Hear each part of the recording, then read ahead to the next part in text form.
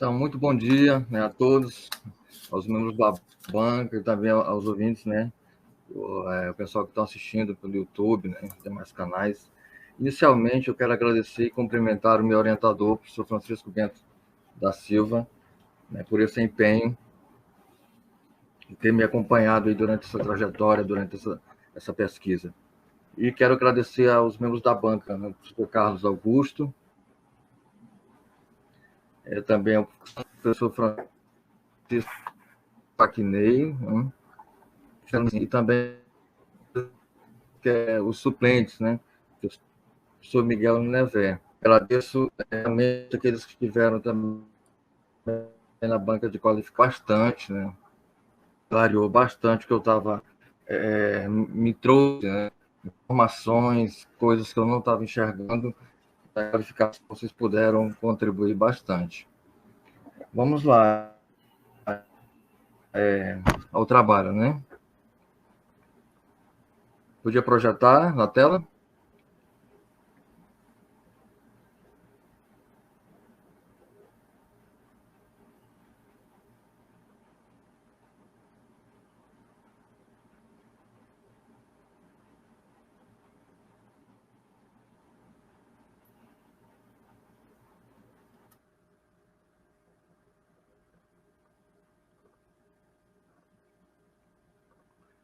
Então, o tema do meu trabalho traz por título Narrativas Encantadas, análise dos discursos verbos musical de um cenário de canções do Festival Acreano de Música Popular, FAMP. Pode passar.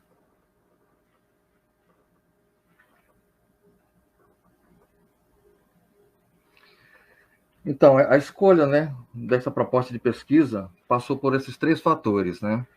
Primeiro, uma possibilidade de continuar minha pesquisa do mestrado, que foi justamente pesquisando fazendo uma historização, né, desse festival, das suas duas edições, com foco mais sobre as representações sobre a Amazônia, né, o que as canções diziam em termos amazônicos acriano da nossa região, e também como o poder era manifestado nesses festivais. Então, agora, ancorado nos estudos culturais, eu trago uma outra leitura desses festivais, né? Eu vejo eles não apenas como eventos importantes na área da cultura, mas como espaço de lutas, de negociação, de conflitos, de táticas, burlas, de resistência, e como espaços híbridos. O FAMP ele é visto, né, nessa pesquisa não como uma coisa, mas como a relação de múltiplas coisas, né? Os fatores históricos trazidos à tona podem ser entendidos como contos, inventos, narrativas tecidas no campo da linguagem. Por isso que eu coloco em cantos, né? Por causa desses contos, dessas narrativas, dessas ficções, tá? E um outro passo importante, né, que contou para a escolha dessa temática, dessa pesquisa, foi o contato pessoal com o objeto. Na minha introdução, eu falo lá rapidamente, né, no meu primeiro contato com o FAMP, né, em 1991. E aí depois fui tendo outros contatos. Em 2003, eu participei assiduamente do festival, arranjando algumas canções, tocando para alguns participantes, né, assistindo todo o evento. Então, acompanhei mais de perto. Então, ele faz parte um pouco da minha trajetória, né, tem a ver comigo, com a minha carreira, com um pouco da minha história como músico. E depois, o terceiro critério foi a lacuna, né, a falta de pesquisa sobre o objeto, que hoje em dia a gente não tem nenhuma canção desse festival analisada, né, escrita na partitura, feitas análises, desse tipo de pesquisa. Na academia, a gente não dispõe de nada disso, né? Na própria UFAC, não temos um arcabouço, né? Não temos um banco de partitura, nenhuma de canções deste festival. Então, foi uma oportunidade para começar a fazer isso, tá? Pode passar. O objetivo principal, partindo da hipótese de que a música pode funcionar como um indicador social de onde ela está inserida, a pesquisa tem como objetivo principal saber em que medida as canções Pachuba, Estrela Cadente, João Seringueiro, Caro John, Tempo Bom e Vira em Chico funcionam como indicadores sociais do momento sócio-histórico cultural do qual elas fazem parte. Pode passar, né?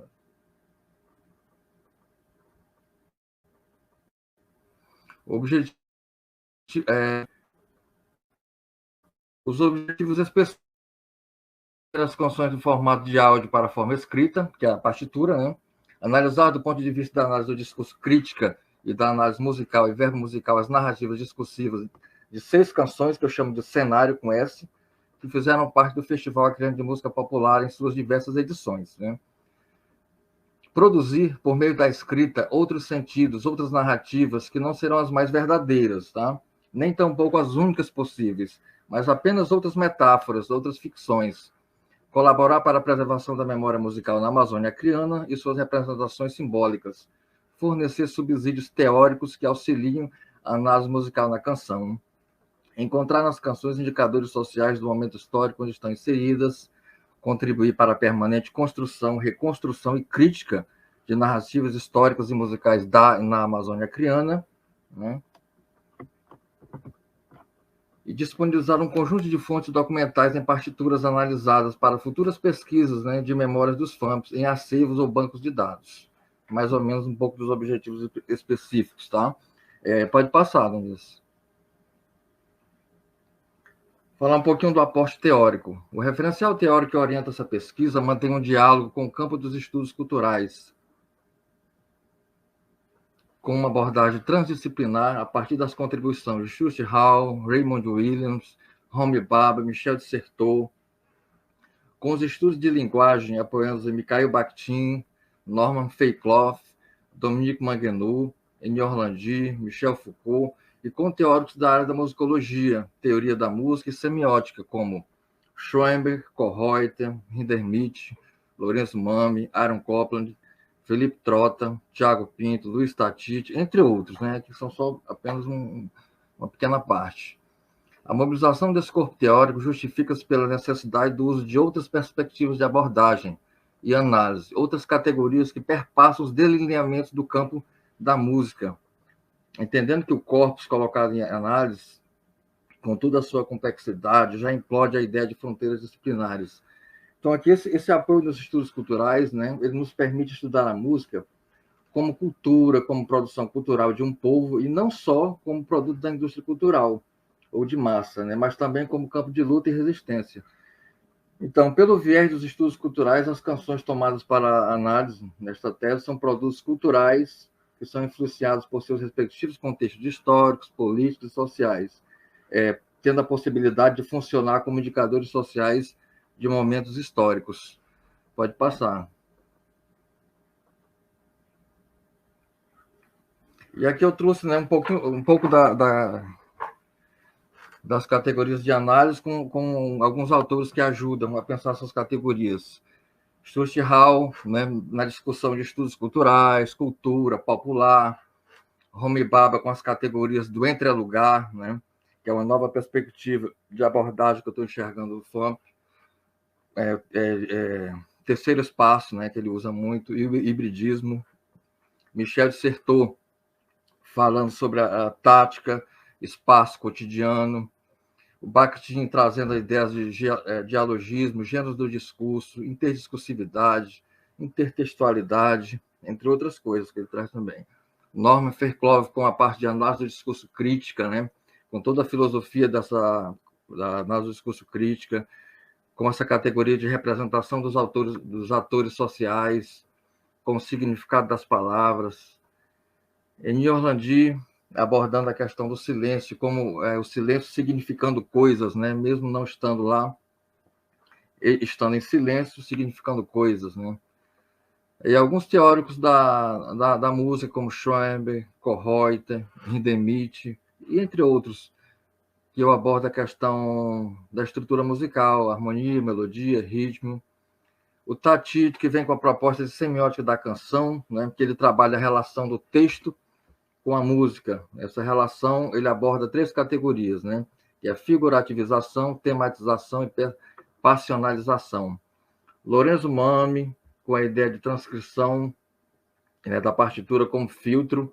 Walter Benjamin com a ideia de tradução, onde qualquer peça traduzida, né, sempre tem mais, a gente sempre tem mais alguma coisa a falar do que a gente produz, né? Então, tudo que a gente produz não é ainda tudo que a obra diz, né? É um pouco dessa ideia que eu pego aqui do do Benjamin, né? E o Paul Gilroy com a categoria de O Atlântico Negro, onde eu faço uma visualização do que o gênero diz, né, na canção, tá?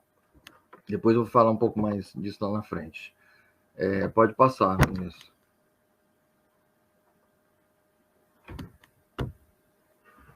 Metodologia.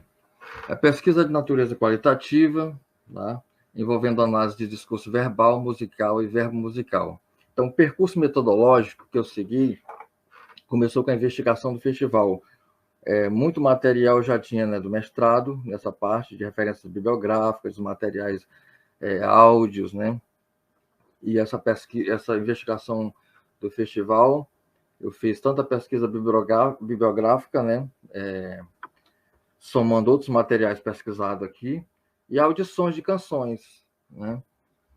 Depois eu fiz a seleção do corpus, né? Dentro de todas as canções que eu tinha disponível, os áudios, eu selecionei aquelas que eu ia utilizar. E depois a transcrição do corpus para a partitura. Foi onde eu sentei, ouvi elas, né? Ouvi as canções, e através do áudio, né? Do que eu captei, da codificação que o meu ouvido conseguiu fazer, eu escrevi em símbolos, em notação tradicional que a gente chama na partitura. Depois eu fiz a contextualização do corpus no meio social. Então, fiz uma parte historiográfica, né, destacando todo o contexto político, social, histórico-cultural em que essas canções estão inseridas. E aí depois eu fiz a análise do corpus. Né? Pode passar.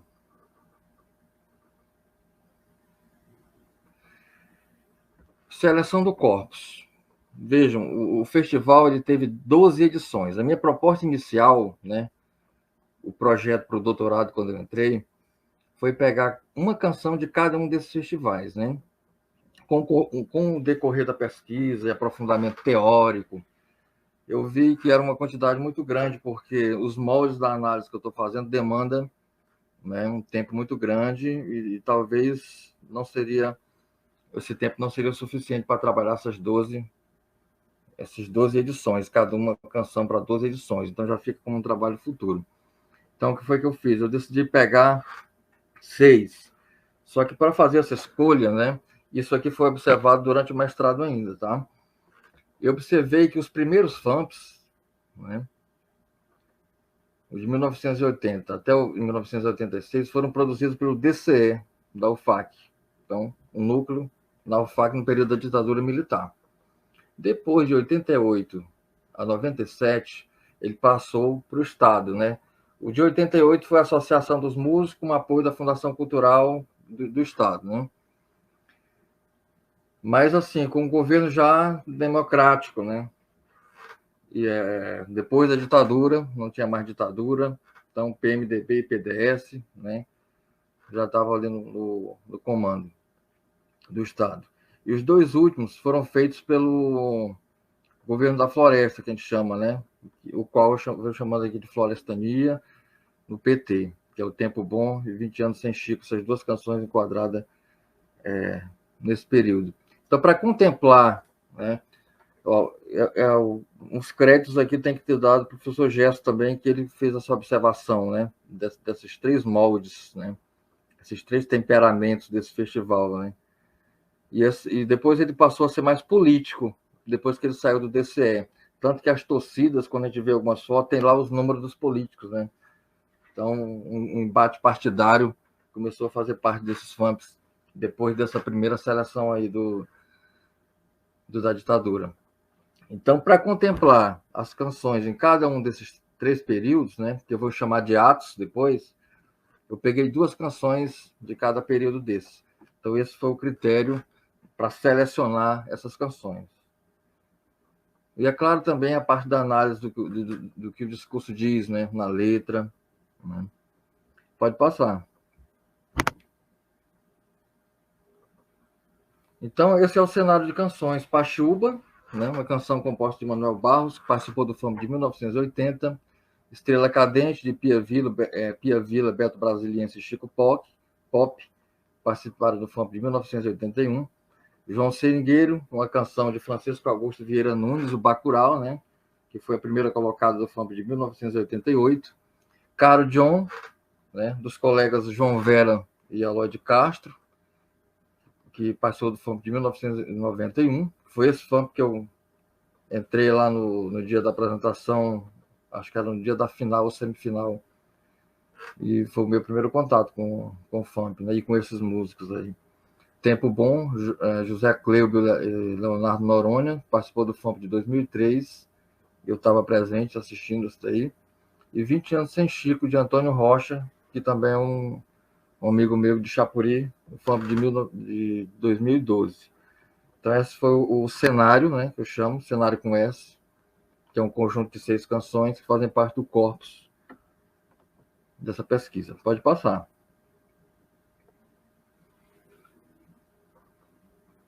E aqui a gente tem uma pequena demonstração, né, de uma das canções transcritas ou transcriadas, né, Pachuba.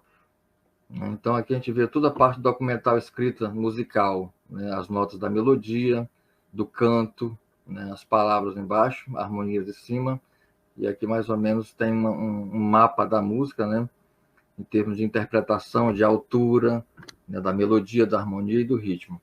Isso eu fiz com todas as canções. Pode passar. Percurso analítico do cenário do corpus. Então, cada canção analisada passou por essa trajetória, ou seja, fez esse percurso, tá? Então, a análise do discurso verbal passou pela análise dessas 5 categorias, que é o gênero do discurso, significado das palavras, intertextualidade, representação dos autores sociais, interdiscursividade. Já a análise do discurso musical passou por essas 3 categorias, melodia, harmonia e ritmo, e, por fim, a análise verbo musical, né, utilizando a semiótica da canção, do Tatite, com as categorias de figurativização, passionalização e tematização. No gênero discursivo, né, a canção ela pode ser entendida como sendo sincrética, multimodal de comunicação cultural e complexa, né, e, consequentemente, um gênero secundário, congregando 2 interfaces, uma verbal e outra musical, que, ao se unirem, trazem outros sentidos. Isso nos permite visualizar as inter-relações simbólicas dos gêneros musicais e das vozes presentes nesse gênero. Quando eu estava lendo Bakhtin, eu estava tentando encontrar essas outras vozes quando ele fala em dialogismo. Quais são essas outras vozes presentes no texto? Quando eu falo isso analisando uma canção, né, e aí lendo também Paul Gilroy, quando ele fala do Atlântico Negro, de joias trazidas da escravidão, né, eu comecei a perceber que o gênero tem vozes, né? O próprio gênero. Por exemplo, a canção Pachuba, ela fala de um indivíduo que morava numa casa de palha, né, no Seringal. Depois veio o seu moço, provavelmente um fazendeiro, né, um grileiro, e pede para ele sair fora, né, das suas terras, né? Diz que aquelas terras ele tem que vender e tem que sair. E depois o dono seringueiro começa a se lamentar das viagens. Aí ele remete o ciclo da borracha, né, da saudade, do que ele deixou para trás, e todo aquele discurso, né, que a gente já tem nos livros, né, de história, um discurso oficial, né? Mas só que isso que a letra diz, só que o que o gênero musical diz é outra coisa. Como a música é um samba, não samba canção, o samba ele tem outras vozes, né? Ele tem voz da escravidão, voz de embate, de luta, de preconceito, de lutas raciais. Então, o gênero ele traz outras vozes para o debate. Então, o gênero discursivo, na minha análise, ele passa por esses critérios, né? O significado das palavras, né? Eu trago outros textos que, no significado das palavras, eu faço uma análise, né? E apresento uma visão, uma tradução do que o texto diz, né? Então, eu apresento ali um sentido para aquele texto. Esses sentidos não são fechados, né? Eles são mutáveis e cada pessoa pode fazer uma análise diferente. Então, é o que a canção diz no plano de conteúdo, mais ou menos, é o que eu faço a análise do significado das palavras. É uma interpretação do texto. Intertextualidade, eu trago outros textos que dialogam com os textos analisados. Agora, torna importante destacar que a ideia de texto que eu emprego aqui na minha pesquisa vai muito além de de um texto escrito. Qualquer evento discursivo, prática social, símbolos, uma peça teatral, uma música, isso baseado tanto em Fairclough, tá, quanto em Bakhtin. Na representação dos atores sociais, né, ela é importante e relevante para o processo analítico, por trazer possibilidades de identificar papéis, perceber em quais enquadres, né, os participantes estão posicionados no texto, quais estão presentes e quais deveriam estar, quais são excluídos, né? E eu faço um pouco essa análise nessa categoria aí. Em texto de discursividade, eu trago outros textos que comungam do mesmo discurso do texto analisado. E nas categorias do discurso musical, no melodia, eu traço aqui uma análise sobre as frases, motivos melódicos, intervalos, né? Na harmonia, eu discuto um pouco dos acordes, suas funções, cadências, o ritmo, motivos rítmicos, incisos, né? Final de frases, compasso, a métrica como um todo, né? E na categoria do discurso verbal musical, essas categorias de figurativização é quando a maneira de cantar se aproxima da maneira de falar, né? Isso acontece na maioria das canções. Ela não é só rápida ou só lenta, por exemplo, né? Ela oscila. Então, aqui e acolá, ela é figurativizada, aqui e acolá, ela é passionalizada, ou seja, quando a letra começa a falar de saudade, né, de paixão, alguma coisa assim, mas também a melodia se remete a saltos longos, inflexões, né, longas, vogais, notas prolongadas, e a tematização quando fica retomando sempre os motivos, né, rítmicos ou melódicos, ou no texto como fica retomando várias palavras de novo, né? Então isso caracteriza a tematização. Então cada canção fez esse percurso, né, na análise. Pode passar, por favor. Então a estrutura do texto. O texto ficou estruturado em 4 capítulos, né? A ideia inicial não era essa. Eu entrei na qualificação com 2 capítulos só teóricos. Um primeiro capítulo só falando da parte de teoria e referencial teórico, metodológico da análise do discurso. Depois um capítulo só para a mesma coisa, teoria e metodologia, né, da análise musical. Depois eu fiz um terceiro, quarto e quinto capítulo. O terceiro discutindo essa parte toda histórica, contextual, e depois o terceiro e quarto analítico, né? O quarto fazendo só as análises de discurso verbal e o quinto só fazendo as análises de discurso musical e verbo musical. Mas, assim, com as orientações da banca, eu também achei melhor mudar e apresentar o atual estado, né? Porque a minha proposta é um texto transdisciplinar, e aí, do jeito que estava antes, eu estava separando muitas coisas, né? Estava meio desconexo. Então, isso aqui já foi um feedback da banca. Então, eu deixei só um capítulo aqui, mais teórico-metodológico, que é o primeiro. Em cenas do primeiro ato, né? Cenas do segundo, cenas do terceiro ato, eu fiz aqueles 3 cenários, né? O primeiro da ditadura, o qual eu trabalho 2 canções aqui dentro. Depois o democrático, mais 2, e o florestania. Depois temos considerações finais, né? Referências, os anexos, e também eu trago o link das canções, né? Para quem que foi pedido na banca, que eles não estavam conseguindo encontrar essas canções para ouvir, né? E foi uma falha minha realmente não ter disponibilizado, porque qualquer trabalho musical a gente precisa do áudio para ouvir. Então eu já coloquei o link para audições nessa versão. Pode passar. Então o texto ficou assim, tá?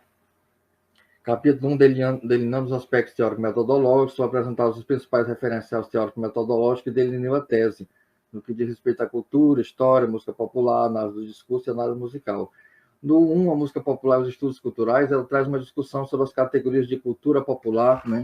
Assim como a problematização do termo música popular como categoria de análise. Então, aqui eu apresento uma discussão sobre música enquanto cultura, entendendo a música na e como cultura, como campo de luta e manifestação cultural pela ótica dos estudos culturais.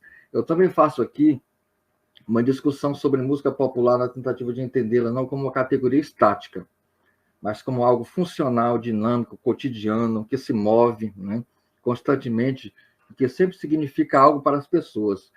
No 1.1.1, música popular, algumas visões, né, sob a orientação da discussão no campo dos estudos culturais, eu procuro dialogar com alguns teóricos e críticos sobre a construção da chamada música popular ou canção popular, seus usos, funções sociais. Então, eu trago Marcos Napolitano, Álvaro Neder, né? Trago Rafael Saldanha, Xuxa Hall, Mikhail Bakhtin. Então, o conceito de música popular que eu proponho nesse trabalho, nesta tese, né, não é bem um conceito, mas uma maneira de pensar, uma categoria de análise que não deixa de ser uma categoria discursiva, mas ela é concebida como um campo de luta, com todas as suas complexidades e contradições, onde há tanto a resistência como a aceitação e conformação. No 1.2, né, tecendo uma historiografia por remendos culturais, eu trago alguns elementos à luz de Marcos Napolitano para uma possível fazer historiográfico, discutindo a importância da análise de uma canção como um todo, que é letra e música, e as categorias de produção, circulação e recepção. No 1.2, Contos e Cantos de um Festival, são apresentadas algumas considerações sobre o FAMP, né, dentro de uma produção cultural local. Né? Nesse subcapítulo, eu apresento uma porção histórica do que pode ter sido esse festival, como espaço não só de entretenimento, mas também de contradições e conflitos, negociações e lutas no campo ideológico, político, cultural, social, econômico, entre outras. Análise do discurso crítico, eu trago as bases filosóficas da análise do discurso crítico, conceitos, categorias de análise, né? 1.3.1, contribuições de Mikhail Bakhtin, Foucault e Orlandi, eu trago um pouco das contribuições desses autores para a análise do discurso crítica, com os conceitos de gênero discursivo, dialogismo, poder, silêncio. E aí, em 1.3.2, categorias de análise, eu faço uma discussão de todas essas categorias da análise do discurso verbal, né, que já foram apresentadas anteriormente. E eu digo como que eu vou usar isso, né? 1.4, aspectos da análise musical e verbo musical. Eu discuto aí os elementos estruturais da música, como melodia, harmonia e ritmo. 1.4.2, diálogo entre letra e melodia. Nesse subtópico são expostos alguns princípios teóricos da semiótica da canção, que tem como referência o teórico Luiz Tati. Então, além de expor as teorias, eu digo como que eu vou fazer as análises, tá?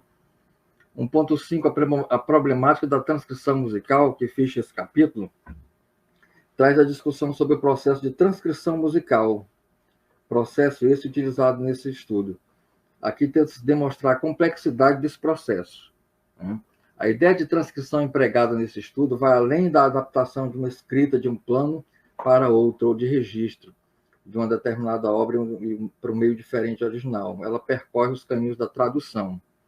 O que proponho aqui nesse subtópico, o subcapítulo, é uma problematização da transcrição, não a concebendo como um processo simples, mas como um processo complexo e problemático, que merece problematização e um olhar crítico.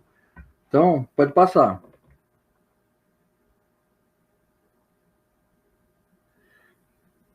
Capítulo 2, cenas do primeiro ato, ditadura militar. O vocábulo ato, né, para esses 3 capítulos, 2, 3 e 4, aqui é usado no sentido metafórico, como parte de uma obra operística, onde cada ato tem uma história, um enredo, uma fala, um cenário, um figurino, um canto, enfim, suas particularidades. Né? Então, nesses capítulos, eles expõem alguns acontecimentos na tentativa de contextualizar de forma histórica e social o corpus da pesquisa. Aqui também são apresentadas as análises tanto da letra, que a gente chama de plano de conteúdo, né, Tati chama, quanto da música, plano de expressão das canções enquadradas neste ato. É importante dizer que os fatos trazidos à baila como contexto histórico são sempre incompletos, descontínuos, ou seja, fios cortados, onde eu tentei, né, construir tramas por meio desses fios. O cenário foi produzido, cenário com essas 6 canções, né, foi produzido em espaços-tempos diferentes, ou seja, ele está diluído em vários cenários com C. Para dar um fluxo mais coerente à análise, o cenário foi dividido em 3 cenários, que é o ato 2, as cenas do primeiro ato, né, do segundo e do terceiro. Né? E aí, no 2.1, contexto histórico de Pachuca, eu apresento toda a parte historiográfica, né, e contextual em que estão inseridas as canções Pachuba e Estrela Cadente. Né? E depois eu faço 2.3 a análise, né, da narrativa verbal, tá? E depois a análise da narrativa verbo musical dessas canções, né?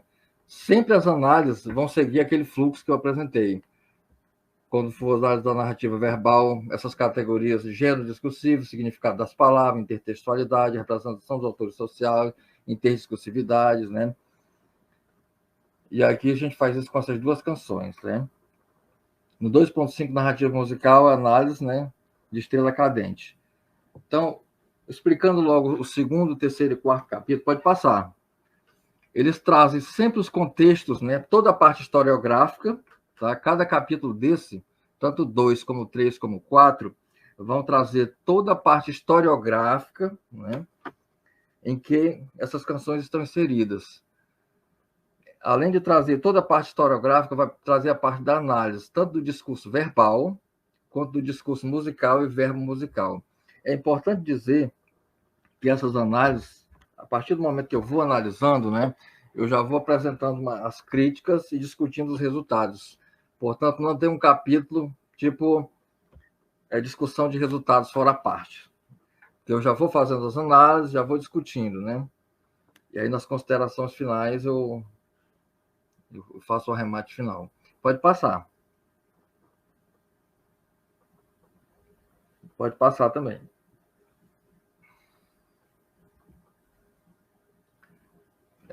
Agora, só para demonstrar, porque são muita coisa, né?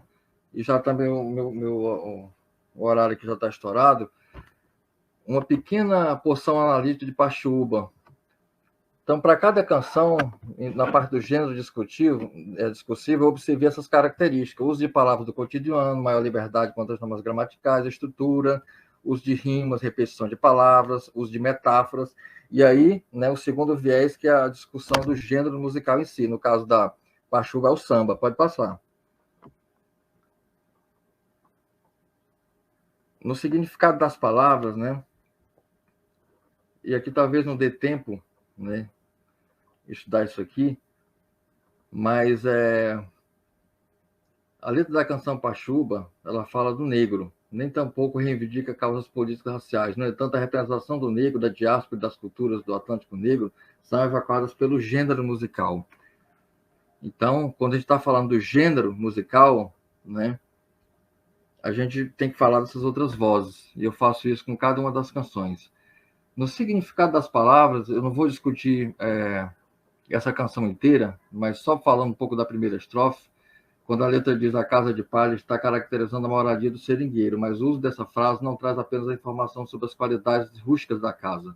Também pode trazer a ideia de que em determinado local, possivelmente no seringal, pode ser comum esse tipo de casa. Isso pode indicar um sociocultural local. Subtende-se que a palha, a pachuba, tem valor simbólico no imaginário dos povos que habitam esses múltiplos lugares da mata. O fato de a casa ser construída de palha e pachuba também evoca a narrativa da sustentabilidade, ou seja, uma casa sustentável.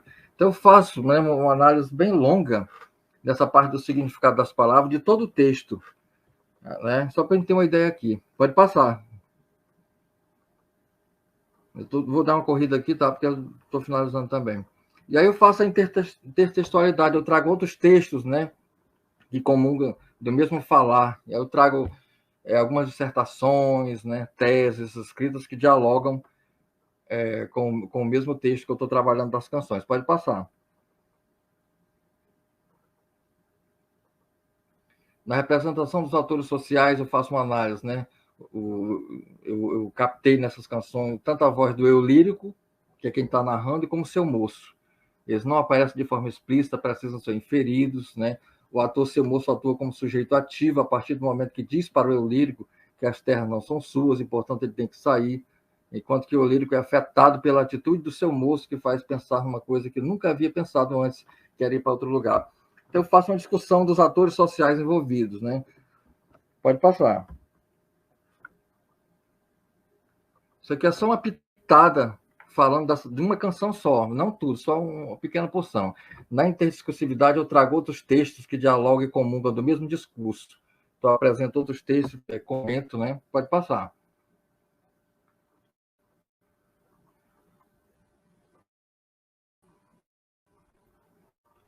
E aqui a gente tem só uma visão, né, mais ou menos das análises musicais. Então, aqui já dá para ter, por exemplo, uma ideia das frases, dos motivos, né, dos períodos, frase, semifrase, dá para ter uma ideia da tonalidade, da armadura de clave, da métrica, a parte rítmica, tá tudo por aí, né? Pode passar.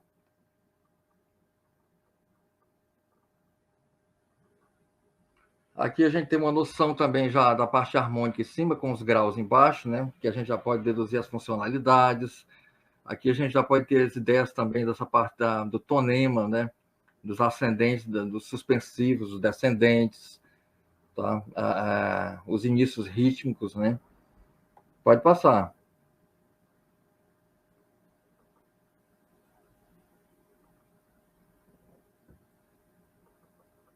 Pode passar.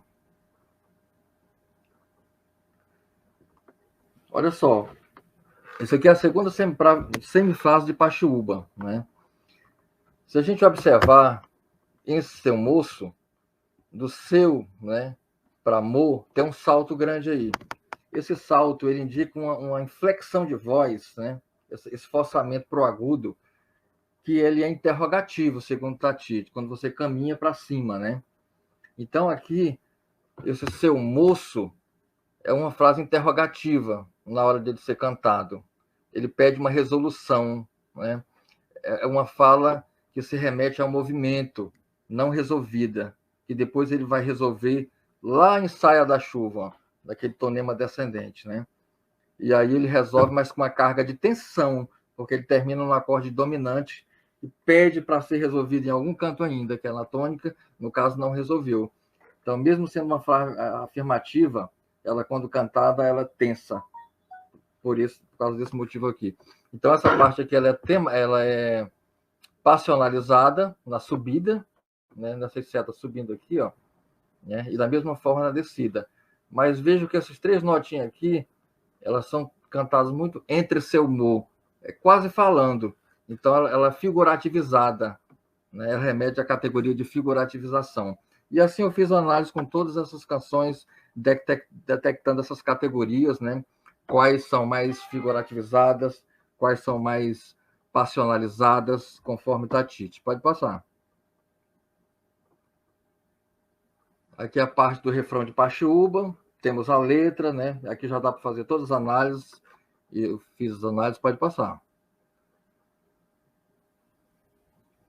Olha só, nas considerações finais, tá? O cenário de canções postas em análise carrega percepções, espaços, tempos vividos, experienciados por diferentes sujeitos em meio a múltiplas estratégias e práticas socioculturais.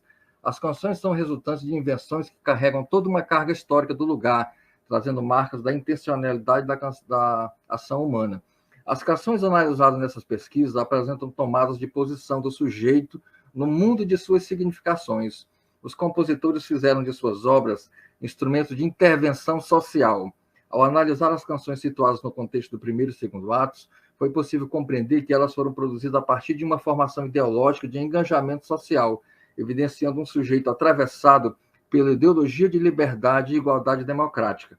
Acompanhando as reflexões de Field Hall, é possível entender que os discursos nas canções estão no campo da linguagem. As coisas, para terem significados, precisam estar dentro de um sistema de classificação e, consequentemente, não podem ter sentidos fixos, nem tampouco podem ser tomadas como dadas, como essências absolutas. Para Hall, o significado de qualquer objeto não está no objeto em si, mas é um produto da forma como esse objeto é socialmente construído por meio da linguagem e da representação. Pode passar.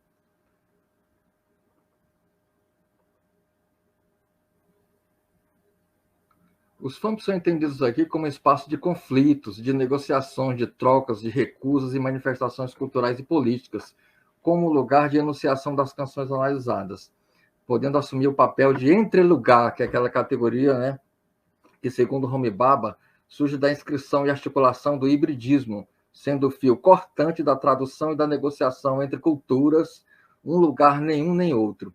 É possível perceber o FAMP como um espaço híbrido político, de resistência, de negociação e de manifestação cultural e como fruto de formulação de estratégias de representação ou aquisição de poder.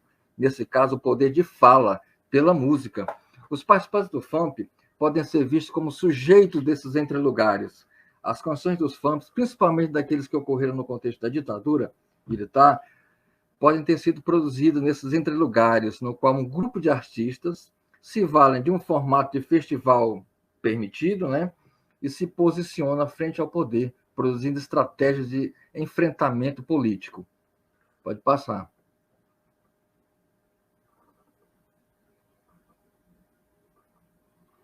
As atividades de transcrição musical pertencem ao universo da tradução, né? Recriação, transcriação, transmutação, filtragem, interpretação, adaptação, e que esse produto da transcriação, a partitura, é um documento que contém as marcas estilísticas do compositor e do transcritor, portanto, uma forma híbrida.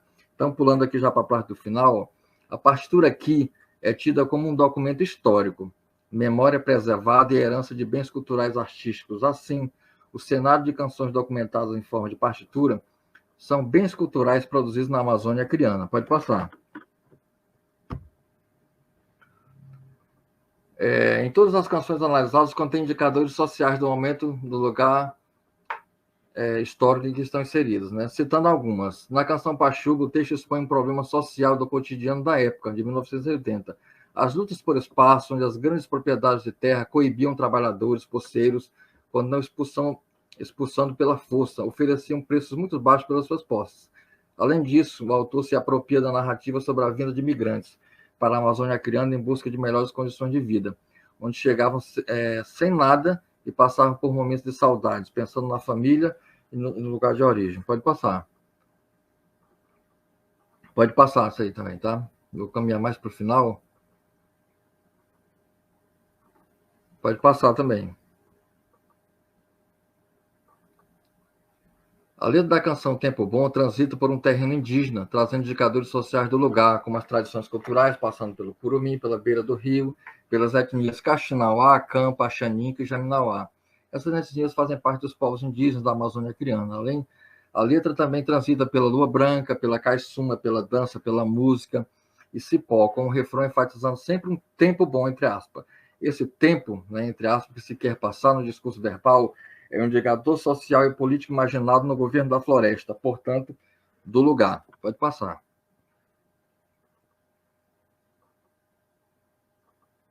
Pode passar também.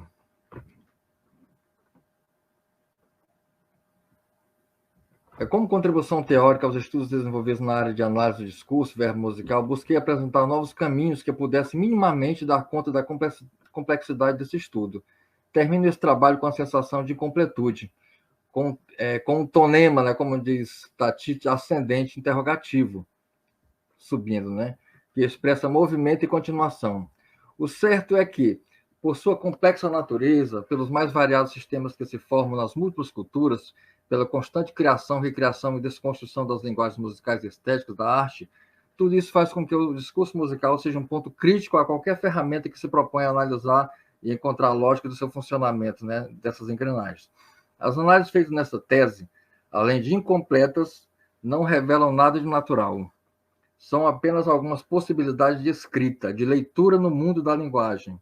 É dentro desse mundo da linguagem, por meio da prática da escrita, que nós desconstruímos discursos e procuramos outras possibilidades de leitura, de escrita, de tradução, de interpretação e de produção no mundo.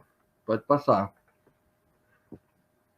E aí vão as referências, né? Pode ir passando, tá? Até o final.